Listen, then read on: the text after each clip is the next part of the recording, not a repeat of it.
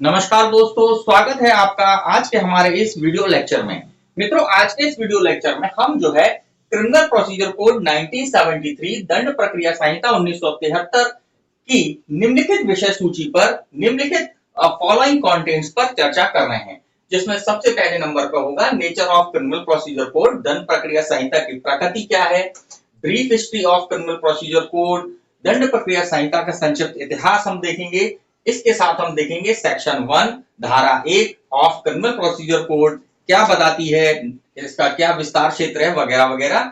और उसके बाद हम सेक्शन 2 डेफिनेशन क्लॉज परिभाषा खंड पर बात करेंगे। फ्रेंड्स, क्रिमिनल प्रोसीजर कोड को समझने से पहले हमें जो है क्रिमिनल प्रोसीजर कोड के नेचर या प्रकृति को समझना पड़ेगा, जिससे कि हम इसका अध्ययन जो है अच्छे से कर पाएंगे।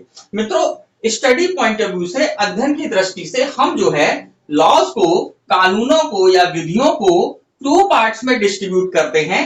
पहला है मौलिक विधि सब्सटेंसिव लॉज, दूसरा है प्रक्रिया विधि प्रोसीजरल लॉज। अब फ्रेंड्स, मौलिक विधि या सब्सटेंसिव लॉज क्या होते हैं? देखिए, मौलिक विधियां वे होती हैं जो कि अधिकार और कर्तव्यों को परिभाषित करती हैं, डिफाइन करती हैं राइट्स एंड लायबिलिटीज को, तथा अधिकार एवं कर्तव्यों के भंग होने पर उपचार को बतलाती हैं। मतलब अगर किसी व्यक्ति के राइट्स एंड लायबिलिटीज जो हैं भंग हो जाती हैं, ब्रीच हो जाती हैं, तो ऐसी कंडीशन में जो सब्सटेंसिव लॉ है, मौलिक विधियां हैं, वह रेमेडीज को भी बतलाएंगी। तो अब हम इसको इंग्लिश में देख लेते हैं। Substantive laws are those laws who define the rights and liabilities if it breaches gives remedies. Example के रूप में हम देखें, इंडियन पीनल कोड को हम बात करें तो इंडियन पीनल कोड में राइट्स एंड लायबिलिटीज को डिफाइन कर रखा है। जैसे कि अगर कोई पर्सन चोरी करता है तो चोरी को डिफाइन कर रखा है, और इसी के साथ साथ जिस पर्सन ने चोरी की है, रेमेडी के रूप में उसके लिए पनिशमेंट की व्यवस्था की गई है। इसी के साथ साथ अगर हम कॉन्ट्रैक्ट की बात करें तो कॉन्ट्रैक्ट में कॉन्ट्रैक्ट के बेसिक एलिमेंट्स बताए हैं, डिफाइन किए हुए हैं, और अगर कॉन्ट्रैक्ट ब्रीच होता है तो उसके लिए क्या रेमेडीज हैं वह भी कॉन्ट्रैक्ट एक्ट बतलाता है। इट मींस हम ये कह सकते हैं कि सब्सटेंसिव लॉज जो हैं राइट्स एंड लायबिलिटीज को बतलाते हैं और उसी के साथ साथ रेमेडीज को भी बतलाते हैं। अब हम बात करते हैं प्रोसीजरल लॉज की या प्रक्रिया विधियों की। तो समझिएगा मित्रों ध्यान से, प्रक्रिया विधि वह है जो मौलिक विधि को प्रवृत्त कराने के लिए कार्यवाही प्रोसीजर का निर्धारण करती हैं। सिंपल सी बात हम इंग्लिश में देख लेते हैं। Procedural laws are those laws who gives the procedure और fix the procedure to enforce substantive laws. मतलब कि सब्सटेंसिव लॉज को इन्फोर्स कराने के लिए जो प्रोसीजर बताने वाली विधियां हैं, जो प्रक्रिया को, प्रोसीजर को फिक्स करने वाली विधियां हैं, लॉज हैं, वह सभी की सभी प्रोसीजरल लॉज होते हैं। एग्जाम्पल के रूप में हम सीआरपीसी को लेते हैं। CrPC is a procedural law, क्योंकि वह प्रोसीजर बताता है कि अगर किसी पर्सन के कोई राइट वायलेट हुए, जैसे कि अगर किसी ने चोरी की है या किसी के घर में चोरी हुई है, तो वह किस प्रोसीजर को फॉलो करेगा। सिंपल सी बात है, अगर किसी के यहाँ चोरी हुई है तो वह एफआईआर लिखवाएगा। एफआईआर के बाद पुलिस अथॉरिटी इन्वेस्टिगेशन करेगा। इन्वेस्टिगेशन कंप्लीट होने के बाद पुलिस अथॉरिटी जो है चार्जशीट बनाकर कोर्ट में प्रेजेंट करेगा। चार्जशीट जब कोर्ट में प्रेजेंट हो जाएगी तो जुडिशियल मजिस्ट्रेट जो हैं उस चार्जशीट के ग्राउंड पर इंक्वायरी करेंगे कि प्रामा फेसी मैटर बनता है या नहीं बनता है। देन आफ्टर ट्रायल चलेगी।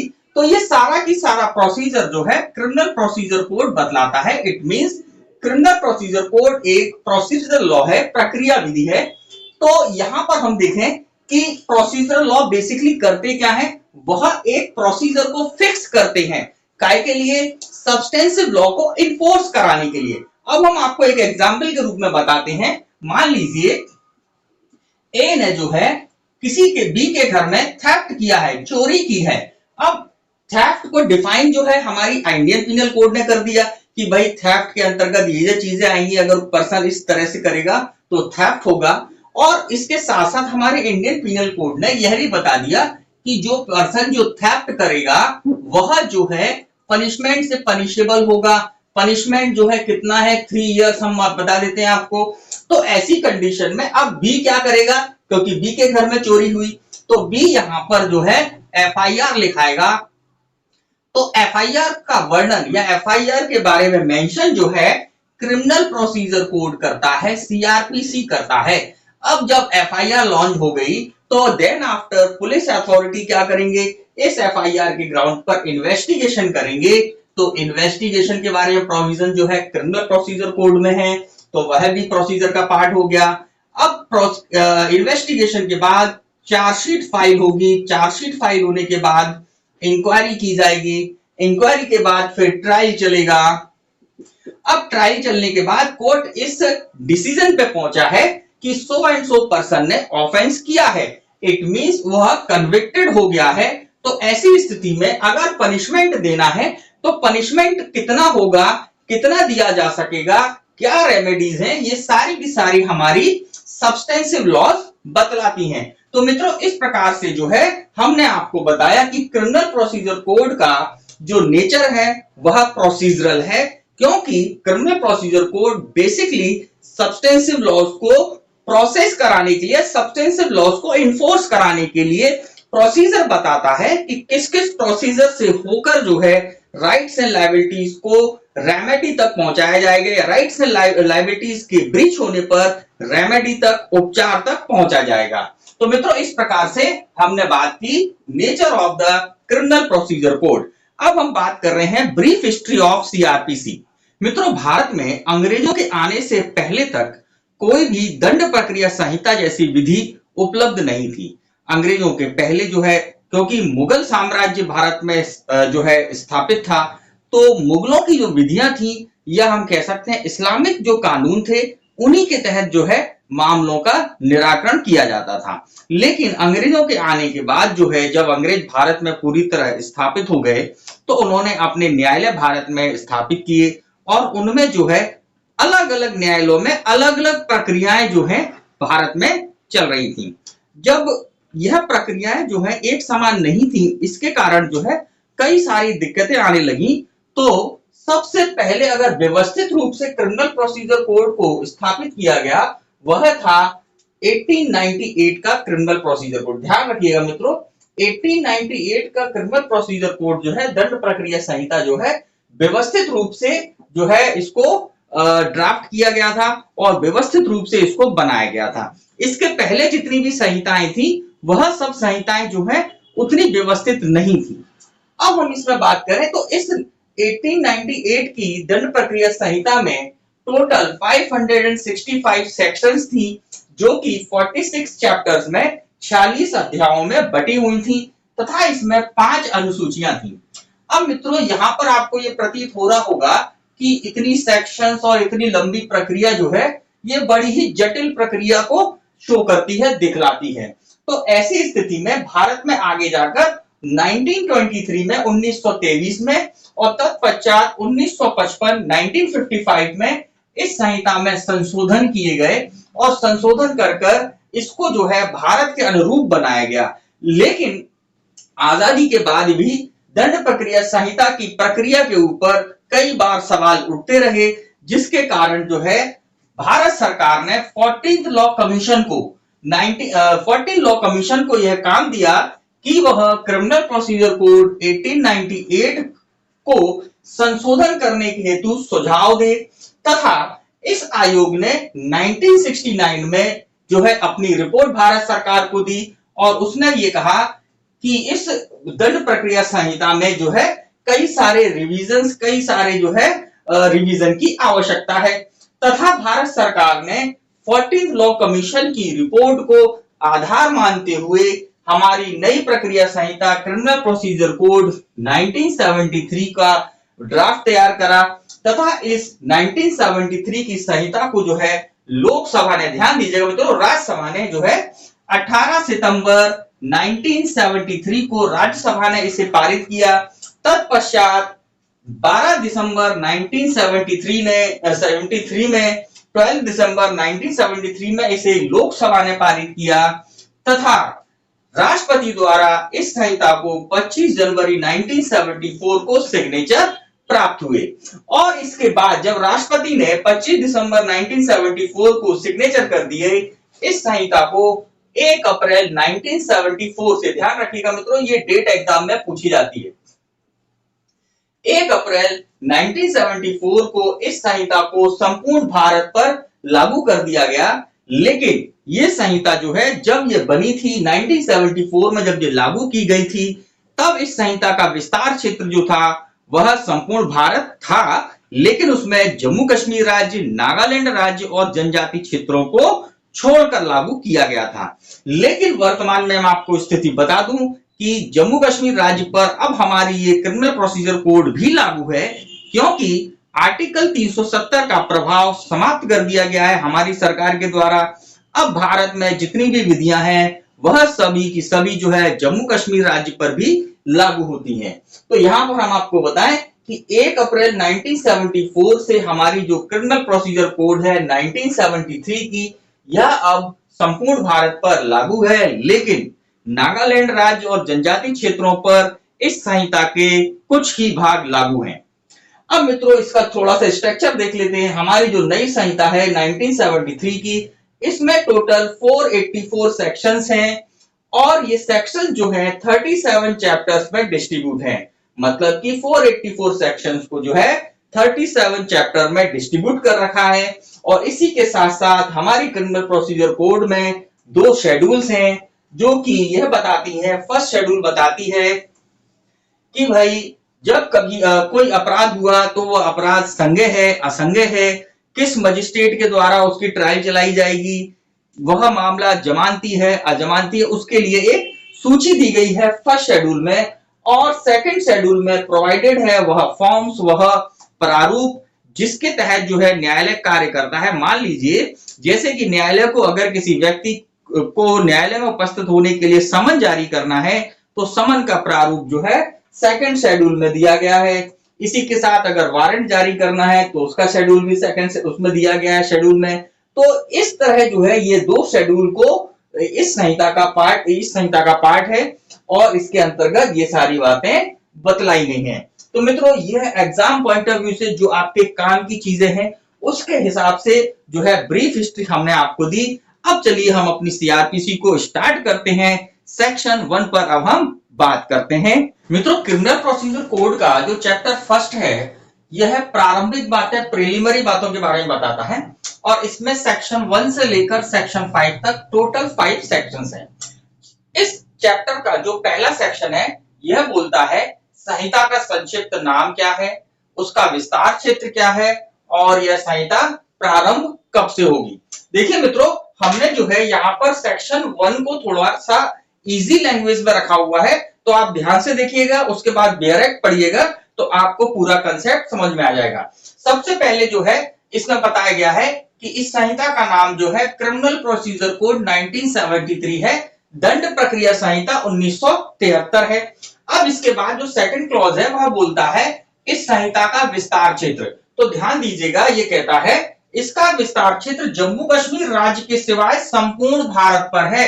लेकिन ये जो क्लॉज है यह 1973 में जोड़ा गया था, लेकिन वर्तमान में जो आर्टिकल 370 है कॉन्स्टिट्यूशन का, आर्टिकल 370 जो कॉन्स्टिट्यूशन का है इसके प्रभाव को समाप्त कर दिया गया, क्योंकि ये जो सेक्शन में कहा गया कि राज्य जम्मू कश्मीर राज्य के सिवा संपूर्ण भारत पर लागू है, इसके पीछे जो रीजन था वह हमारे संविधान का आर्टिकल 370 था, जो कि जम्मू कश्मीर राज्य को एक स्पेशल स्टेट का दर्जा देता था, विशेष राज्य का दर्जा देता था, जिसके कारण जो है हमारे भारत में जितनी भी विधियां लागू होती थी उन्हें अगर जम्मू कश्मीर पर लागू कराना होता था तो वहां की विधानसभा से उसे पारित कराना होता था। लेकिन वर्तमान में जो है आर्टिकल 370 के प्रभाव को पूरी तरह से समाप्त कर दिया गया है। तो आज की स्थिति में जो हमारी क्रिमिनल प्रोसीजर कोड है इसका जो विस्तार क्षेत्र है, एक्सटेंशन है, वह संपूर्ण भारत पर है जम्मू कश्मीर राज्य के सहित। अब इसके बाद जो सब क्लॉज 2 है यह बोलता है इसका, अच्छा अब यहां पर हम आपको बता दें कि यहां पर एक परंतुक दिया हुआ है। परंतुक ये बोलता है इस संहिता के अध्याय 8 परिशांति कायम करने के लिए और सदाचारी के लिए प्रतिभूति, अध्याय 10 लोक व्यवस्था और परिशांति बनाए रखना अध्याय 11 पुलिस का निवारक कार्य, ये तीनों चैप्टर्स आप ध्यान दीजिएगा, ये तीनों चैप्टर्स जो है नागालैंड राज्य और जनजाति क्षेत्रों को लागू हैं, तथा इसके अलावा जो सीआरपीसी है वह नागालैंड राज्य और जनजाति क्षेत्रों पर लागू नहीं है। अब यहां पर आपको ये ध्यान रखना है कि नागालैंड राज्य और जनजाति क्षेत्र की जो सरकारें हैं, राज्य सरकारें हैं, यह चाहे तो हमारी इस पूरी सीआरपीसी को या इसके किसी भाग को इन क्षेत्रों पर भी लागू कर सकती है। लेकिन प्रारंभ में संहिता जब लागू की गई थी तब यह व्यवस्था की गई कि भाई नागालैंड राज्य और जनजाति क्षेत्रों पर सीआरपीसी का प्रभाव नहीं होगा, लेकिन सीआरपीसी के जो चैप्टर 8 है, चैप्टर 10 है और चैप्टर 11 जो है यह इन क्षेत्रों पर भी लागू होंगे। इसके बाद मित्रों आगे कहता है, इसका सब क्लॉज 3 बोलता है, यह संहिता 1974 के अप्रैल के प्रथम दिन से प्रवृत्त होगी। मतलब हमारा जो क्रिमिनल प्रोसीजर कोड है यह 1 अप्रैल 1974 से इन्फोर्स हुआ है। अब आपको ये डेट याद रखनी है क्योंकि एग्जाम में पूछ ली जाती है कि क्रिमिनल प्रोसीजर कोड जो है किस डेट को इन्फोर्स हुआ, तो आप ध्यान रखिएगा 1 अप्रैल 1974। अब मैं आपको एक छोटी सी ट्रिक भी बता देता हूं इस डेट को याद रखने के लिए। आप ऐसा समझ लीजिए कि क्रिमिनल प्रोसीजर कोड जो है नंबर 1 एक्ट है। अब नंबर 1 एक्ट है तो इसका जो इन्फोर्समेंट डेट है वह भी नंबर 1 है। अब इसको ऐसे देखिए कि भाई नंबर 1 एक्ट है तो इन्फोर्समेंट डेट 1 है। अब हमको महीना याद करना है कि कौन से महीने में, तो ध्यान रखिएगा इस महीने का जो पहला अल्फाबेट है वह ए से स्टार्ट होता है। लेकिन अब दिक्कत यह है कि भाई हमारी जो जनवरी फरवरी है इसमें 2 महीने जो हैं वो ए से आते हैं, लेकिन उन दोनों महीनों में से जो सबसे पहले क्रम पे आता है वो अप्रैल आता है। कौन कौन से महीने दो आएंगे? जनवरी, फरवरी, मार्च, अप्रैल, मई, जून, जुलाई, अगस्त। तो अगस्त और अप्रैल 2 महीने जो है किसके हैं? जो है ए अल्फाबेट से हैं। तो अब इन दोनों में से सिलेक्ट करना है तो आप सिलेक्ट कर लीजिए भैया जो पहले नंबर पे आया है, मतलब जनवरी, फरवरी, मार्च, अप्रैल, उस पहले महीने वाला जो मंथ है वह डेट यहां पर याद कर लीजिए, APRIL, अप्रैल। और 1974 देखिए सीआरपीसी जो है कब की है? 1973 इसका जो है एक्सटेंशन डेट है या उसका जो है कोड के प्रोसीजर के साथ जुड़ा हुआ। अब इसमें भी +1 कर दीजिए तो ये कितना हो जाएगा? 1974 हो जाएगा।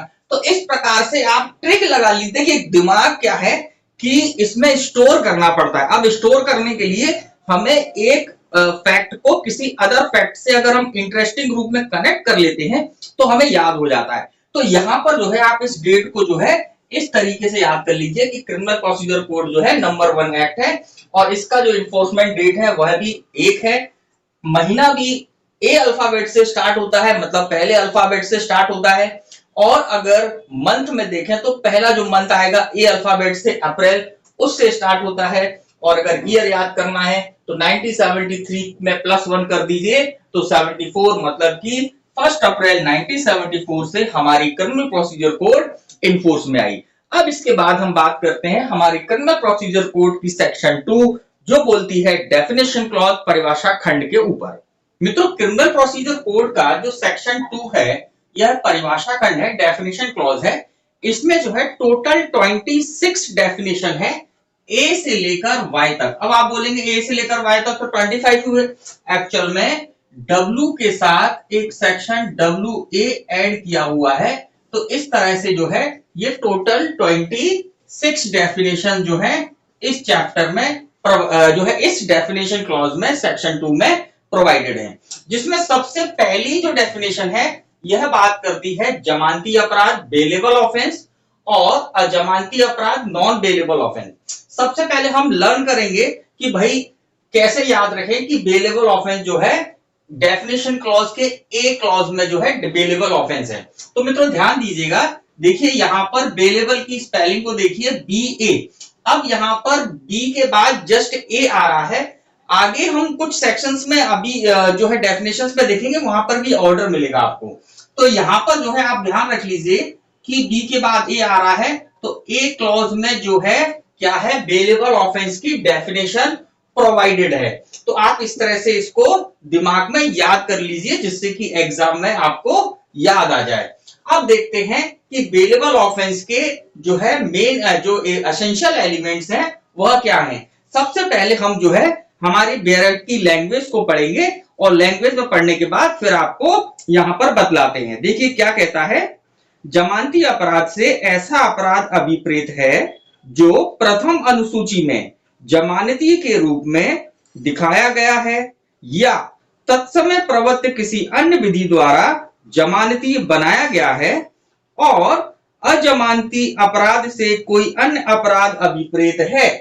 अब इंग्लिश में भी पढ़ लेते हैं। Bailable offence means an offence which is shown as bailable in the first schedule or which is made bailable by any other law for the time being in force and non-bailable offense means any other offense। तो मित्रों इस definitions को जब हम पढ़ते हैं तो हमें दो एसेंशियल एलिमेंट्स मिलते हैं बेलेबल ऑफेंस का। पहला है फर्स्ट शेड्यूल प्रथम अनुसूची और दूसरा है एनी अदर लॉ अन्य विधि द्वारा। अब देखिए मैंने आपको बताया था कि हमारी सीआरपीसी में 2 शेड्यूल्स हैं जिसमें फर्स्ट शेड्यूल जो है एक चार्ट प्रोवाइड करती है जिसमें जो है एक कॉलम में आईपीसी का ऑफेंसेस हैं, दूसरे कॉलम में जो है उसके पनिशमेंट वगैरह इस तरह से बताए हुए हैं। तो वहां पर आपको हर ऑफेंस का आगे आपको यह भी मिलेगा कि वह ऑफेंस बेलेबल है कि नॉन बेलेबल है। तो यहां पर जो फर्स्ट शेड्यूल में जिन ऑफेंसेस को बेलेबल डिक्लेयर किया गया है वे सारे ऑफेंस जो है बेलेबल ऑफेंस होंगे। अब इसके बाद अगला जो इसका एलिमेंट बोलता है बाय एनी अदर लॉ अन्य विधि द्वारा। देखिए मित्रों जो हमारी फर्स्ट शेड्यूल है उसमें जो है आईपीसी के ऑफेंसेस का जो है एक लिस्ट दिया हुआ है, लेकिन आईपीसी के अलावा भी और भी कई सारे एक्ट्स हैं जो किसी ना किसी एक्ट को किसी ना किसी कृत्य को जो है अपराध घोषित करते हैं। तो ऐसी स्थिति में उस लॉ में मतलब एनी अदर लॉ मतलब other than the IPC, IPC के अलावा किसी अन्य विधि में अगर किसी अपराध को बेलेबल के रूप में दर्शाया गया है, बेलेबल के रूप में मेंशन किया गया है, तो उस ऑफेंस को भी यहां पर बेलेबल ऑफेंस जमानती अपराध माना जाएगा। तो इस तरह से जो है आप ध्यान रख लीजिएगा कि बेलेबल ऑफेंस के 2 मेन एलिमेंट्स हैं, 2 विशेष आवश्यक तत्व हैं। पहला है प्रथम अनुसूची और दूसरा है अन्य विधि द्वारा। अब इसके बाद जो है इसी डेफिनेशन में उन्होंने कहा है नॉन बेलेबल ऑफेंस को भी बताया हुआ है। तो नॉन बेलेबल ऑफेंस अजमानती अपराध के जो आवश्यक तत्व है एक ही है, जमानती अपराध से भिन्न अपराध अजमानती अपराध है, मतलब कि वे ऑफेंसेस जो जमानती नहीं है, ऐसे अपराध जिन्हें ना तो फर्स्ट शेड्यूल में जमानती बताया गया है, ऐसे अपराध जिन्हें ना ही किसी अन्य विधि में जमानती बताया गया है, उन अपराधों को हम क्या मान लेंगे, उन अपराधों को हम नॉन बेलेबल ऑफेंस अजमानती अपराध मान लेंगे। अब मित्रों यहां पर ये तो बात क्लियर हुई बेलेबल और नॉन बेलेबल ऑफेंस की।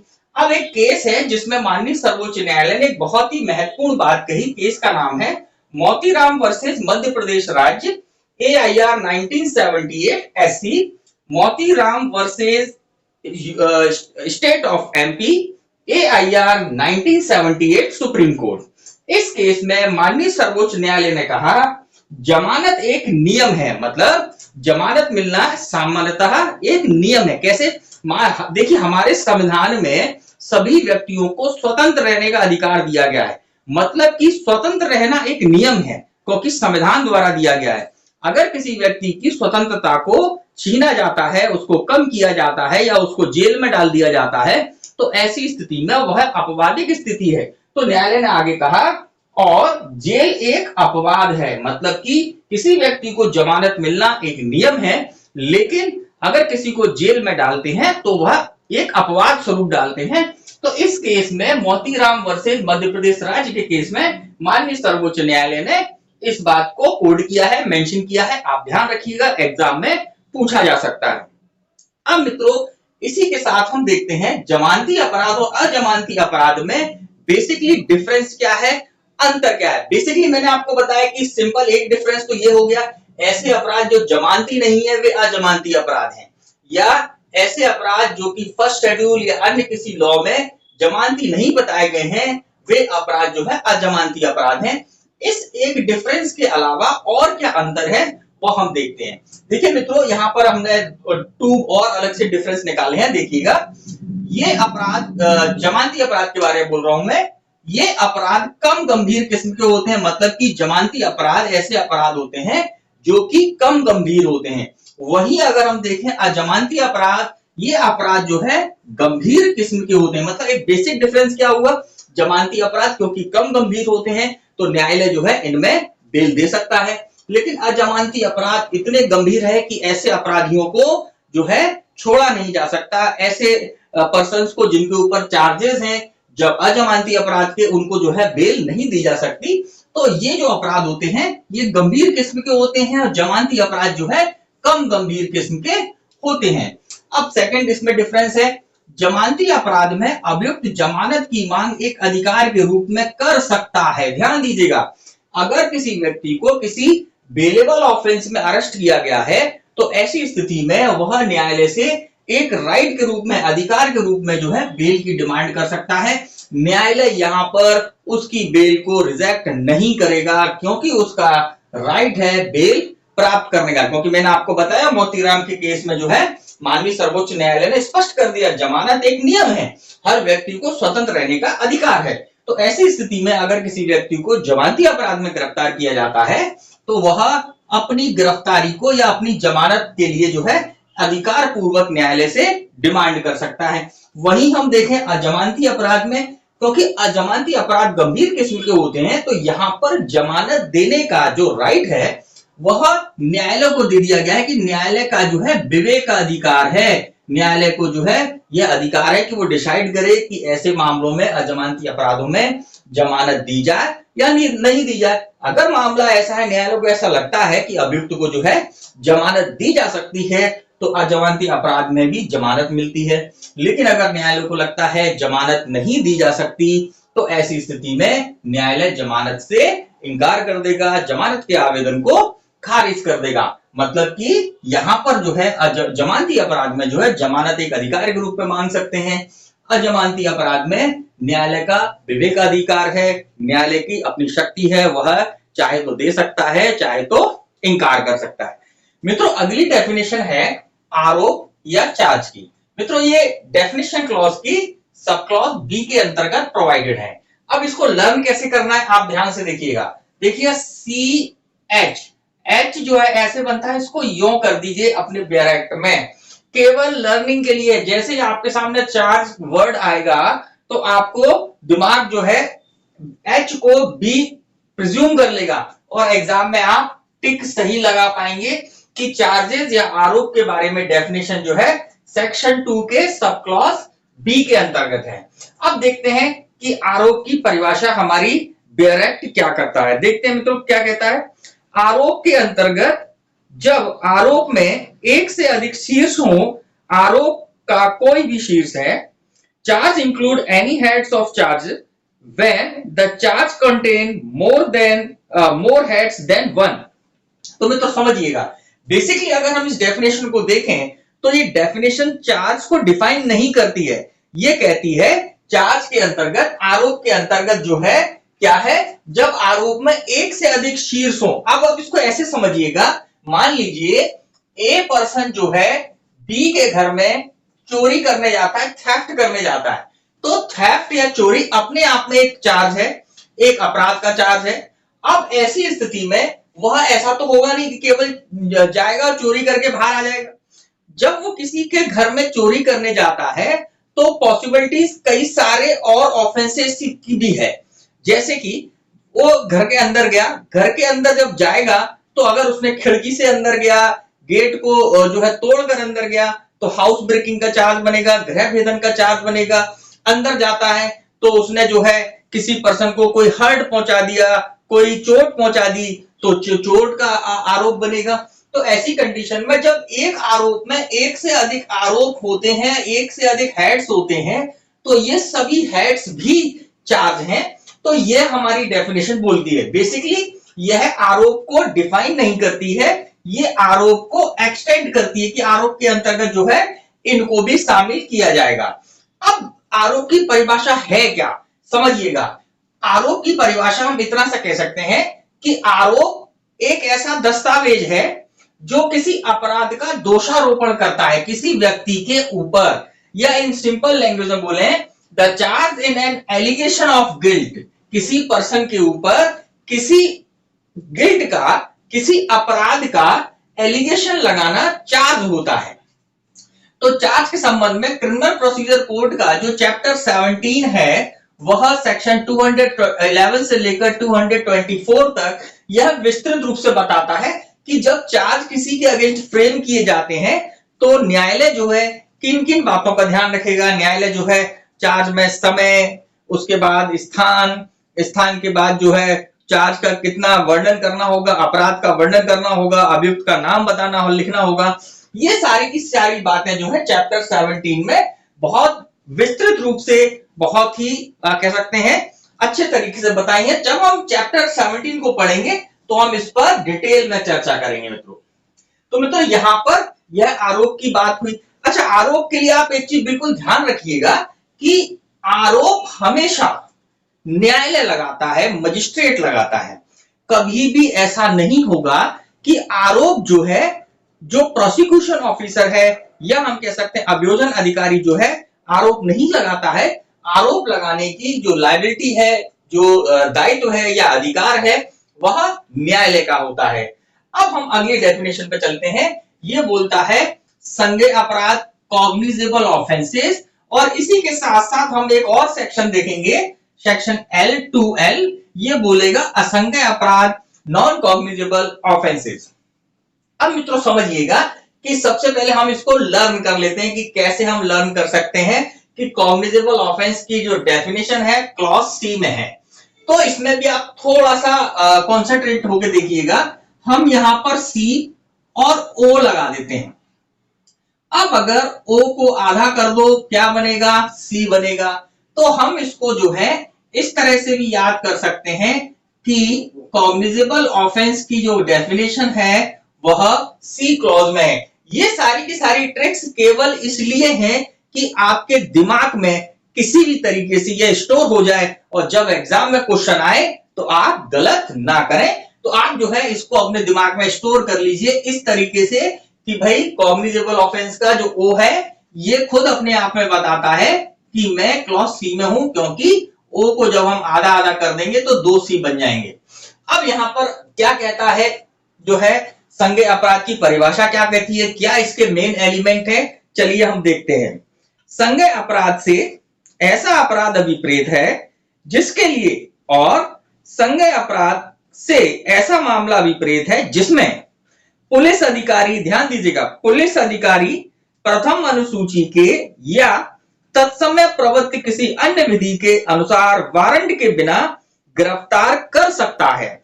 इंग्लिश में रीड कर लेते हैं।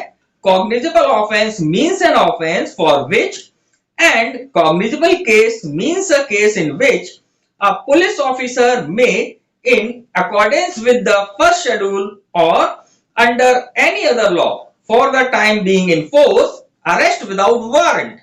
अब बात सिंपल सी है कि संज्ञेय अपराध और असंज्ञेय अपराध में जो मेन बात है वो यही है कि पुलिस अधिकारी को गिरफ्तार करने की शक्ति एक में होती है और एक में नहीं होती है।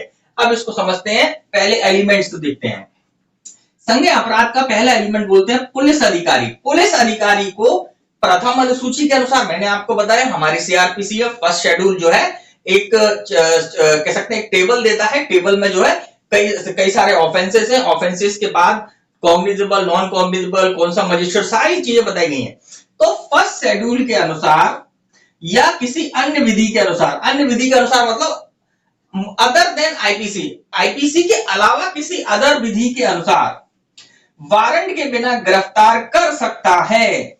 मतलब कि पुलिस अधिकारी जो है संज्ञेय अपराध में कौन से अपराध है जिसमें वारंट के बिना गिरफ्तार कर सकता है, प्रथम अनुसूची के अनुसार या किसी अन्य लॉ के अनुसार, विधि के अनुसार। तो ऐसे अपराधों को हम संज्ञेय अपराध बोलते हैं। अब इसके बाद असंज्ञेय अपराध को भी यही देख लेते हैं। असंज्ञेय अपराध से तात्पर्य वे अपराध हैं जिसमें पुलिस अधिकारी को, यहां पर भी एलिमेंट वही है, पुलिस अधिकारी को वारंट के बिना गिरफ्तार करने का प्राधिकार नहीं होता है। तो मित्रों ये तो डेफिनेशन के अनुसार जो है इसमें बेसिक अंतर भी यही है कि पुलिस अधिकारी को वारंट के बिना गिरफ्तार करने की शक्ति एक में होती है और एक में नहीं होती है। अब कुछ और अंतर मैं आपको बतला देता हूं। देखिए, जो संज्ञेय अपराध होते हैं, ध्यान दीजिएगा, जो संज्ञेय अपराध होते हैं इन मामलों में मोस्ट ऑफ एफआईआर होती है, एफआईआर होती है। दूसरी विशेषता यह होती है संज्ञेय अपराधों की कि इनमें जो है पुलिस अधिकारी को इन्वेस्टिगेशन करने का पावर होता है without the magistrate order. Magistrate के आदेश के बिना संज्ञेय अपराधों में, कॉग्निजेबल ऑफेंस में इन्वेस्टिगेटिंग ऑफिसर, पुलिस अधिकारी जो है अन्वेषण कर सकता है। इधर हम देखें असंज्ञेय अपराध में ये अधिकतर वे मामले होते हैं जो कि परिवाद पे आए हुए होते हैं, कंप्लेंट पे आए हुए होते हैं, जो कंप्लेंट पे आए हुए होते हैं, परिवाद पर आए हुए होते हैं। बात समझ में आई कि ऐसे मामले जो मोस्ट ऑफ परिवाद पे आए हो या कंप्लेंट पे आए हो, वे मामले असंज्ञेय अपराध मोस्ट ऑफ होते हैं। इसी के साथ साथ इन अपराधों में ध्यान दीजिएगा, असंज्ञेय वाले अपराधों में पुलिस अधिकारी को मजिस्ट्रेट के आदेश के बिना अन्वेषण करने की शक्ति नहीं होती है। मतलब कि इसमें इन्वेस्टिगेशन जो है पुलिस अधिकारी बगैर वारंट के नहीं कर सकता है। तो आप इन सब चीजों को यहां पर ध्यान रखिएगा। मित्रों, इसी के साथ आज का ये वीडियो हम यहीं पर समाप्त करते हैं और आपसे मुलाकात होगी हमारे नेक्स्ट वीडियो में, जिसमें हम जो है डेफिनेशन क्लॉज सेक्शन 2 परिभाषा खंड धारा 2 पूरी कंप्लीट करेंगे। नमस्कार, जय हिंद, जय भारत।